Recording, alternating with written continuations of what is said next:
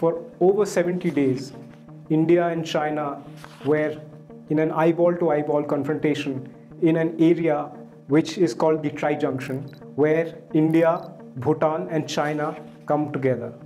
And this is a place called Doklam, where the Chinese, as the Indian government and the Bhutanese government claim, were building an all-weather road which could make a huge strategic impact on the force levels in this strategically important area. Now, why is this area important? Because if the Chinese get an upper hand, if the People's Liberation Army gets an upper hand here, it threatens a narrow strip of land which is known as the Chicken Neck sector or the Siliguri corridor, which could completely cut off all of Northeast India and ensure that the Chinese gain a huge strategic advantage. A plan to set up a mountain strike corps, which could be a major deterrent to China, has just been shelved by the Narendra Modi government.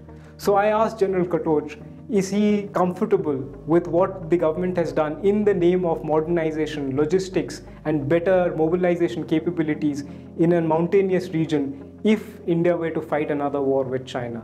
Mountain strike corps is very much essential. You may not have a conflict, but it is a deterrent in situ.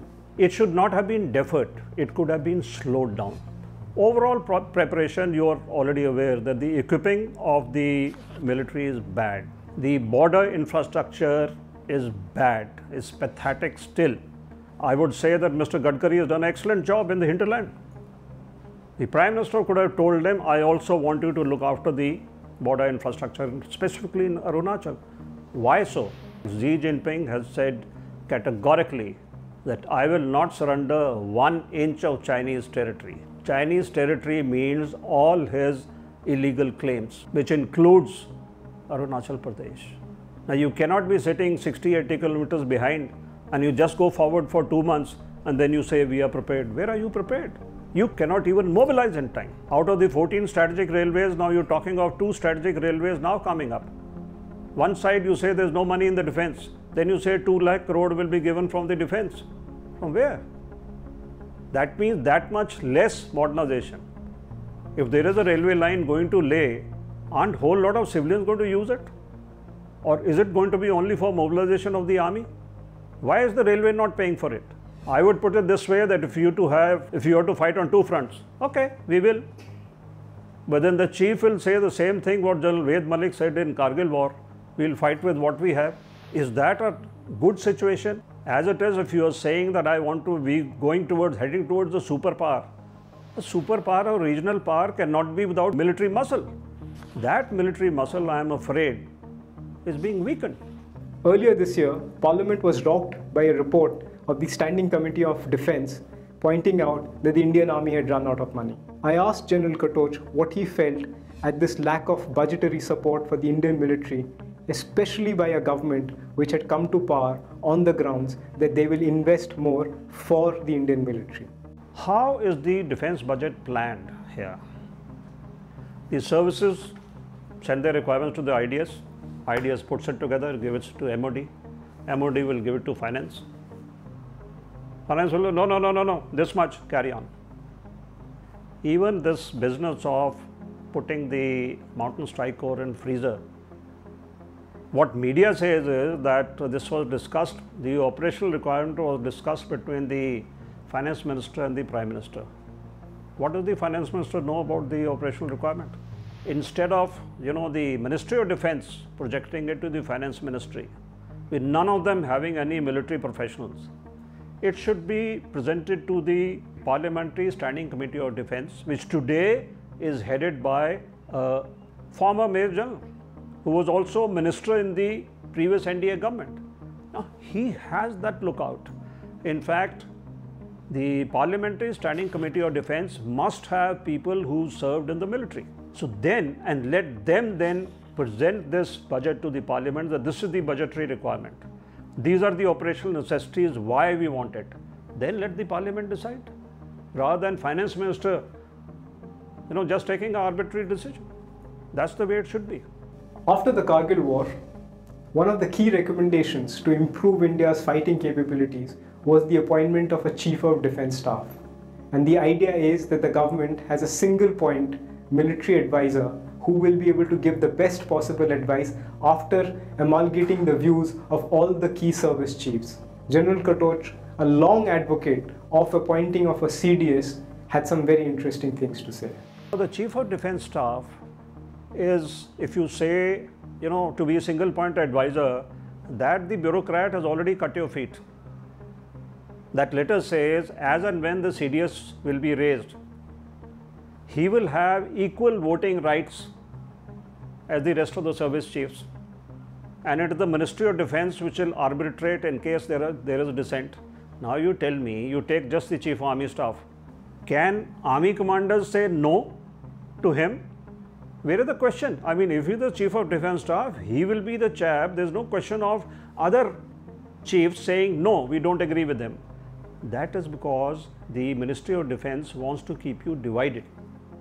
This business of that, services don't want it, that is also false. In September 2005, there was a tri-service meeting chaired by that time Defence Minister Pranab Mukherjee.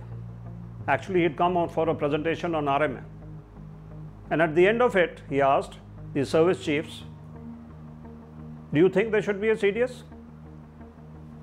The naval chief, who was also chairman chief of staff, he said very much required. And he gave the reasoning why, with full financial powers, with full operational powers.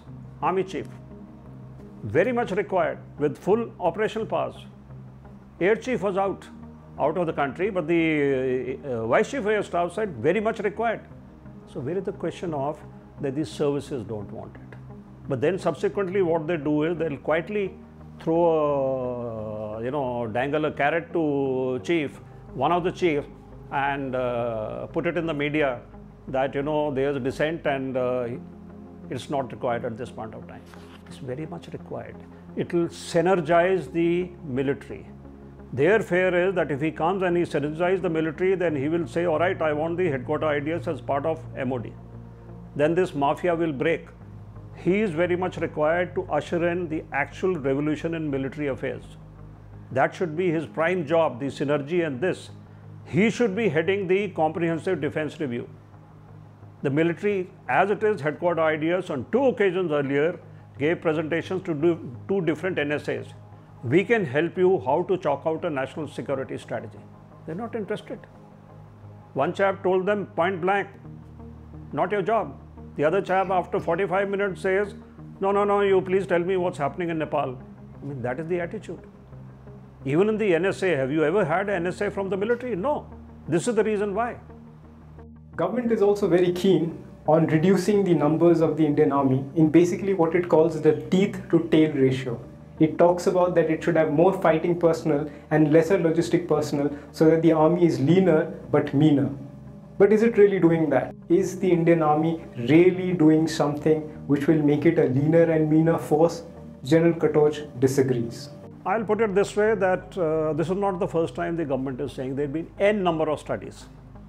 But you look at the employment. You take, say, state of Haryana. The army has got 7 army commanders. State of Haryana has got 4 DGPs, equivalent to army commander, 7 ADGPs, equivalent to corps commander. But if there is Jat agitation, army is first respondent. Same thing happens in, say, Rajasthan if there is Gujar agitation. Have you looked at reducing the employment of army other than the actual task of defending the country? No. But you look at the other side also, that is, then you have, for example, shortage of officers. That is why it's no more lucrative. Then you say, okay, politically, there's only one OTA running in Chennai, which as it is at that point of time was running under strength. No, but I want one in Gaya. So another one opened.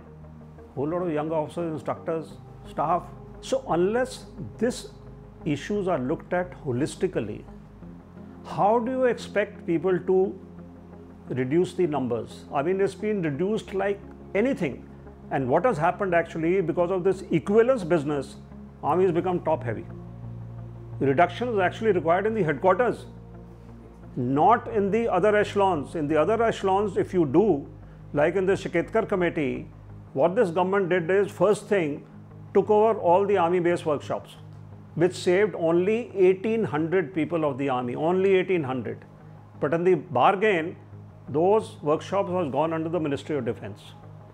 So it will be as difficult to get the job done from them, and they will be as corrupt as the DRDO. So you have to look at it holistically.